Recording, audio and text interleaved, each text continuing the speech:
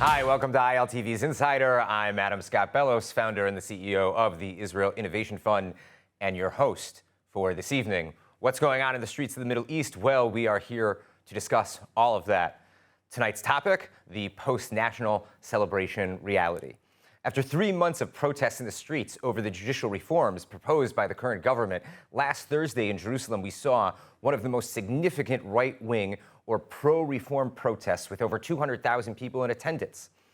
Now, the majority of the people at the event described it as about 20% secular and 80% national religious, meaning that the base of the protests were not Likud voters. With this continued escalated national divide being perpetuated not only by Israeli political leaders, but also political activists, what does the country's future look like? Will Netanyahu or one of his partners look to collapse the government in favor of something more stable? Well, we are here to discuss all of that tonight and much, much more. Tonight, I have two very special guests with me. On my right, I have Dr. Melissa Jane Kronfeld, a political advisor and social impact consultant. Melissa has been a featured speaker at the United Nations, the White House, and Capitol Hill. And Blake Flayton, a weekly columnist for the Jewish Journal Los Angeles and an Oleh Hadash living in Tel Aviv. He can be followed at Blake Flayton, and Dr. Kronfeld can be followed at Emma J. Okay, guys, so what's really on my mind right now is that Benjamin Netanyahu's Likud party is polling at somewhere between 11 to 15 seats right now after his announcement right before Passover started. And Benny Gantz's blue and white is now jumping to 28 seats in the polls.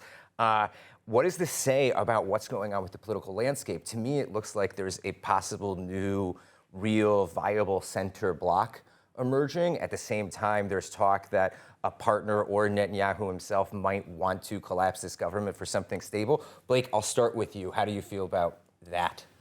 Well, personally, I'm thrilled about the numbers that are coming out from recent polling that Likud is hemorrhaging seats. It is hemorrhaging mandates that it will hypothetically get in the next election or is predicted to get in the next election. And we see these votes mainly, if trends are accurate, going toward Benny Gantz's party, going to him and Gideon Saar's partnership within the Knesset. And we're also seeing a drop from Yehudit, by the way, and we could only suspect, because there hasn't really been a large increase in prospective mandates for Meretz and Labor, that these votes are these voters are also going over to Gantz as well. So I think that is the reason why you're seeing a strengthening of the center. It's because people on both the center left and center right have had enough of the Mishigas, have had enough of the Balagan. They're angry that this government tried to impose judicial overhaul in such a radical fashion, in such a partisan fashion. They don't like the warnings about civil war. They don't like the heightened temperature around the country, and they want an alternative to Benjamin Netanyahu that they feel is going to have the best capability to bring all sides together, and that's what I think is happening right now. Dr. Kronfeld, how do you feel about what's going on right now in terms of the major shift in polling? I don't see a shift at all. Last time I checked, Benny Gantz's party has been collecting seats in the past, 500 elections, and he still has yet to make it to the prime ministership or really make an impact in this government. Well, I mean, he has collectively constantly increased his... But he still hasn't made it anywhere.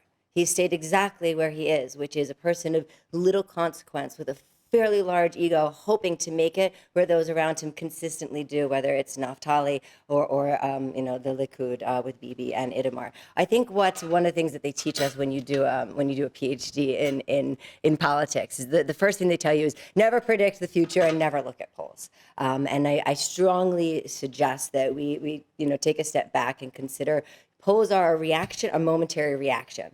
It does not reflect what people think and feel in days coming up to elections, nor what people often do inside the polling booths. And we've seen this time and time again across the world, not least amongst which was when people said there was no way Trump was going to win, and he won in a landslide. What I think we need to consider is that there is a strong reaction right now in the politics among people, and the polls are reflecting how people are feeling at this moment. That doesn't have any bearing on what people are going to feel a month from now, a week from now, a year from now. I disagree, because I think when you look at the way polling goes within Israel itself, it's different from other countries such as the United States, such as the months of polling before Donald Trump was elected.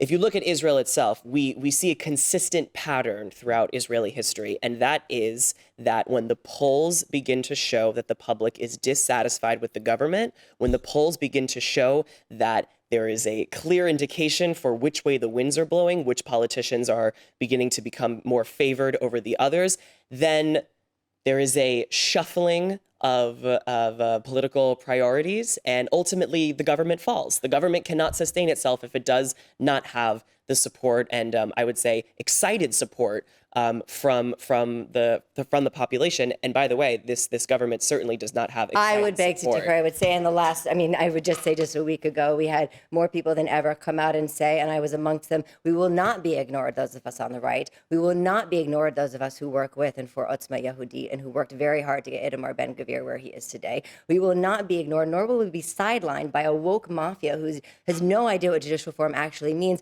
and has failed to achieve anything in the year that they had a coalition government, which included a bunch of radical leftists, communists, a traitor to Likud, and a whole heap of Arab terrorists. Right now, the Otzma Yehudit list and the current government ran on a platform of keeping Israelis safe, and it also ran on a platform of lowering the cost of living and making it more affordable to live in Israel. Those were their main two priorities. Neither of those things have happened, and voters are feeling it, by the way. Voters are feeling it, and they're 100%. expressing it in the polls. And by the way, if you say that Otzma Yehudit voters want to be heard, that's great. But as we saw from the pro-judicial overhaul rally in Jerusalem, they're sort of the only people being heard. The working class base of Likud was not there. The Haredim was not there. The moderate right that is essential for the right being able to form a coalition I was there. were not there. They were not there. The Haredim were given instructions not to go. I do want to. They don't. The Haredim and the dozens. mainstream right of this country does not see this judicial reform and the current radical actions of this government as a hill worthy of dying on. The only we people. don't need everyone to die on the hill. We just need a few people. And you're going to make have it a happen, government of 15 to live on the seats. hill and to keep. And you know what? That's fine, because what has happened in the past year is that the left proved that they were incapable of creating a center, creating a left, or achieving anything. The last two prime ministers that we have rank among the two of the three shortest prime ministerships in the history of Israel. The third being someone who only took over for 54 days until the next election. So I think that says everything I need to know about the left, is that if you have two of the three shortest prime ministerships ever, then the agenda and the goals and the priorities and the principles of the left reflect how minimal they're. I actually want to talk about that, and not that wasn't excellent debating right there. No, that was absolutely beautiful. No, it was absolutely beautiful and perfect. But you guys bring up a really good point. I do disagree with what you said about Benny Gantz, though. I just want to kind of throw that out there. I do think that people have been writing him off as he is growing a much slower type of movement and galvanizing the center block. I think it's incorrect to write him off. But one of the interesting things that you did bring up was the time served as prime ministers as part of the left. And I'll throw Bennett into that only because of the coalition that he made, not because I really associate him with the left. But one of the things that's very interesting about what has happened with the judicial reforms and the protests on both sides is that Yair Lapid was kind of the voice for getting people to the streets. But the only thing that we are seeing is a complete drop in his popularity, all moving to Gantz. And I do find the point that Dr. Kronfeld brought up interesting, is that the left is having a major problem and a very hard time consolidating their voter base. And Blake, I know that you're quite active with the Labor Party, if I'm correct. You're out in most of the protests every week. What could you say, from being from that national camp, is the biggest challenges that you guys have right now? Well, first of all, I will say this about the global left or the global liberal faction in many different countries. Would you associate the left in Israel with the global left? I'm surprised. No, I'm saying the left as in multiple countries. So like, let's say the Democratic Party of the United States, Western European, more liberal countries, what have you. We're notoriously disorganized. There's that old saying, Republicans fall in line, Democrats fall in love. And I like to put it that we're too smart for our own good, because we're constantly bickering. We can't ever, and I'll be the first one to admit that the left is disorganized and dysfunctional, and we can't get a leader who can consolidate us and who we feel is a champion in representing our views. So in Israel, of course, and in other countries. Discredits, though, I'm No, sorry I to don't, interrupt because you, but here's why. doesn't that discredit your No, because that here's why. movement's It wanting of the encourages me. It encourages me because what we have seen in 17 weeks, almost 18 weeks of straight protesting on Kaplan Street in Tel Aviv and also in cities all across the country, this has not been a politician telling people go out to the street with an Israeli flag and a poster and tell everyone how much you hate this government. Of course, politicians from the opposition put on their social medias, encouragements, and they put pictures and videos of them there with their entourages. But it's not the politicians who are leading this effort. This has truly been a grassroots, community-led movement to get people out of the house, to connect with people and relate to what they care about and their stake in the future of Israel, the future for their children, the future for their grandchildren. It's not at all from the top down. This is ground up movement, and that's the reason why it's been so successful. And so I am more inspired. And you know what? When we're talking about, who is going to lead the left? Well, Yehudit is dropping in numbers. It doesn't really so much matter to me because I know that we're going to figure it out eventually because we have proven that we have strength and that we have capability. Well, I'll tell you what I've seen in 17 weeks. All I've seen in 17 weeks are Palestinian flags, filthy streets, and claims of a future which has absolutely no bearing on the Jewish democratic state. I talked to a small business owner. Well, I mean, it clearly does have. I talked to a small business owner today, and I think one of the stories that's lost in these protests is this man. He's got a very well-known restaurant. I'm not going to use his name because he didn't give me permission. But one of his favorite things, and he's an Orthodox guy, one of his favorite things about Saturday nights was opening up right after Shabbat and serving that Saturday night crowd.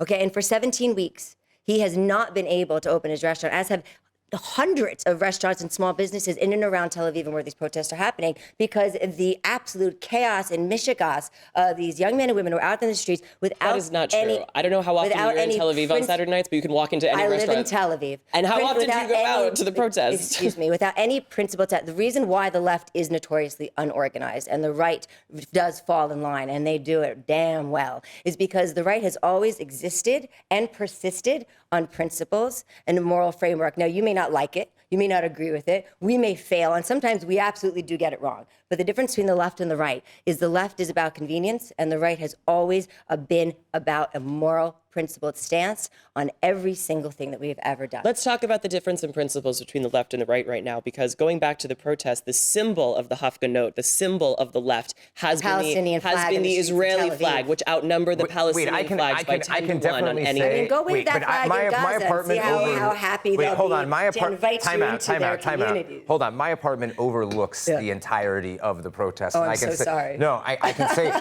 well, it's actually quite interesting because I can view it from a bird's eye view, but I can say without a doubt that I have not seen a Palestinian flag in the main intersection of where the protests are going on in the streets since the first week of protests. Now, the first week of protests, I completely agree. It was there were quite a lot of Palestinian flags. But I will say that the majority of the flags that I have seen, if not 99% of them, they were the Israeli flag. I'm not denying that the Israeli flag is present, but I'm saying what you will never see at a principled, at a true pro-Israel rally is the flag of quote unquote, and I use quote unquote Palestine. The state that wishes, or the so-called self-proclaimed state that wishes to push the Jews into the sea. When Jews stand with the quote unquote state of Palestine, what they are standing for is the death of the Jewish state, the end of the Jewish people, and a return of a Holocaust, the likes of which 1940s wished they had never seen themselves. How do you feel about what Dr. Kronfeld has proposed? At the quote unquote pro-Israel marches, which I strongly disagree with that terminology because I believe that the rallies on Kaplan Street in Tel Aviv and all over the country are the only pro-Israel rallies that are happening right now, because the majority of people who turned out in support of the judicial overhaul, the majority of the people who are excited and still in support of this government are people who are among a faction of the Israeli society that does not believe in the principles of Zionism, that is going out of their way to chip away and to fundamentally reverse the great accomplishments that the Jewish people have accomplished over the last 75 years. I want to address their mission is quite clear. They want to completely erode democratic institutional power in the state of Israel. They want to annex the entirety of the West Bank and absorb a completely separate absorb a completely separate population of non-Jewish people into this country and deprive them of rights and liberties. Who's depriving who of rights and liberties? Depriving them the right to vote, depriving them basic human and civil rights, and therefore reversing any chance of a Jewish democratic Listen, I think state. I think it's a very important and that is point. anti-Zionist and anti-Israel in and of itself. I think it's a very important point what you're bringing up. Okay, and it leads to one of the questions that I really wanted to bring up today, which I think is very important. And this topic is now becoming more and more prevalent. It very much does seem that there is an ideological divide, clearly, okay, between people who are protesting on one side and now people who are protesting on another. I really believe that this breaks down to Ben-Gurionism versus revisionism, okay? And now I know that you would probably say revisionism with a significant amount of birthday candles and sprinkles of religious Zionism, so to speak, in terms of laying out contextually where we are ideologically and what the problem is. And I think that is actually exactly what the two of you are arguing, which is the difference of Zionism is pragmatism, you know, and the ideology that Ben-Gurion put forward and the foreign policy that Ben-Gurion put forward versus what later ended up working with the revisionism that came from Herzl to Jabotinsky to then, I guess you could say, Bibi, so to speak. So I do think that in terms of clarifying it for our viewers, it's not that one side isn't pro-Israel or the other. It's that it's a clear, distinct difference in global outlook of foreign and internal policy for the Jewish state.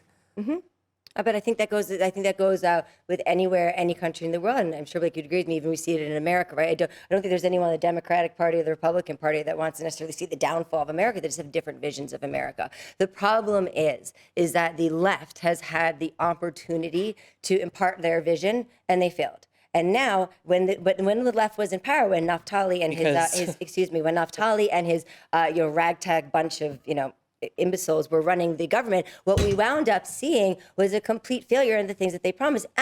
But what you didn't see was the right doing everything in their power, either in the streets by hurting small businesses or in the Knesset trying to destroy their attempt. What you are the right shot Yitzhak Rabin. But we're not talking the person who, the Itamar Ben-Gvir, the head of Otzma Yehudit, had his Cadillac logo in his hand and says, "We're going to get to him soon." You don't think the right has ever obstructed politics that didn't go their way? Played a juvenile prank at 16. Was it unfortunate timing that he had a picture of Baruch Goldstein in his living room? And there's nothing wrong with having a picture of Baruch Goldstein in his living room. He's apologized for that. But there's nothing wrong with it, you just said? Exactly, because Baruch Goldstein, to a lot of people in Hebron, is somebody who took it upon himself to do something that he thought was right. You condone the murder of 29 innocent Palestinian worshippers? I said people, and there are some people in Hebron who've seen what he did was right. I think there are You are supporting a party of Kahanists who are telling a huge... The great Rav Kahana is also another person that has been completely misportrayed by the left. We live in a society where it is easy to point fingers and use one-liners. What I was trying to say, and I'll finish my point, was that when the left was in power, the leftist government was in power, what we didn't see was like a violent attempt by the right to take to the streets and stop them from having an attempt from doing what they were doing legislatively. Absolutely. Politically, 100%. But what you did not see were thousands of people in the streets screaming and shouting to bring down the government because they were pissed off that they lost an election. So the difference between the left and the right is that we've afforded them an opportunity to try. They failed, and the response to that, much like the Barack Obama, Trump, back-to-back presidencies, was the people, many on the left, saying, I'm going to give the right a shot, because that's what real democracy is. Left, right, step forward, left foot, right foot. Each side gets an opportunity. The pendulum swings, balance is created. And if indeed the right-wing government does fail, which I doubt that they will, I think that they'll only grow stronger from this, even from their failures. So you don't think the government is on the verge of collapsing? I don't. I'll tell you why really quickly, because I was very concerned when the whole Gallant thing happened. I was the first person to say, oh no. I had a few days. I was nervous. I was wondering. And even having someone who has, getting to be on the inside and seeing this from a firsthand view, given the work that I'm doing, I was a little nervous. But the fact of the matter is that everyone stuck together. We said we'll pull through. And what happened at the end of the day? Bibi and Gallant shook hands, made up. We've moved on. And that's the difference between the right and the left. That had nothing to do with the hundreds of thousands of people pouring out into the street and protesting his decisions, did it? You guys can that had go nothing to scream do in with the streets rockets all from you want. Lebanon and Gaza The fact of the matter that is forced that we Bibi are to in rehire power his defense right minister now. after And a until the government dictatorship-like decision that rivaled him with other Middle to Eastern. work towards the goals that the people of Israel have set us to do. And if we fail, The people of you will Israel have your overwhelmingly guys, oppose I the have manner to- in which wait, policy has been hold on. introduced by this government. I love how lively this has gotten, but we have to wrap up. We are running out of time. No, absolutely fabulous. And I love not only that, but I love how well we were able to discuss totally different opposing points of view and completely educate our viewers at the same time. I want to give you two the opportunity for final thoughts. Dr. Kronfeld, 30 seconds. I think that the experiment that is Israel is an amazing, incredible thing. And I think what really dividing us right now is the conversation about, are we a Jewish country or a democratic country? We are a Jewish democratic country. And the more we wonder if we are one or the other and figure out how we need to be more one or more than the other, the more we undermine what really is Judaism. And the fundamental tenets of Judaism are democratic. And democracy does not thrive without Judaism in this country. And God bless the people of Israel, those on the streets and those in the government. Blake, final thoughts? Dr. Kronfeld just mentioned that we need to be both a Jewish and democratic state. However, it is objective fact that the people who are in the government of Israel right now do not believe in democratic principles. They do not want to further democratic principles. And the reason why they're trying to strip the independence away from the Supreme Court is because they want to jam through policies that regress us to a point of no return, I believe. Okay, on that note, thank you very much to my two very special guests, Dr. Melissa Jane Kronfeld and Blake Flayton. That's all the time we have for you this evening. I'm Adam Scott Bellos. This is ILTV's Insider. Please tune in next time for the most interesting stories and topics surrounding the state of Israel and the Middle East. Let us know in the comments below if there's any topic that you'd like us to cover. And for more on the latest updates from Israel, make sure to subscribe to our newsletter at ILTV.tv. And finally, shalom from Israel. Stay classy. Enjoy the rest of your week, and l'chaim.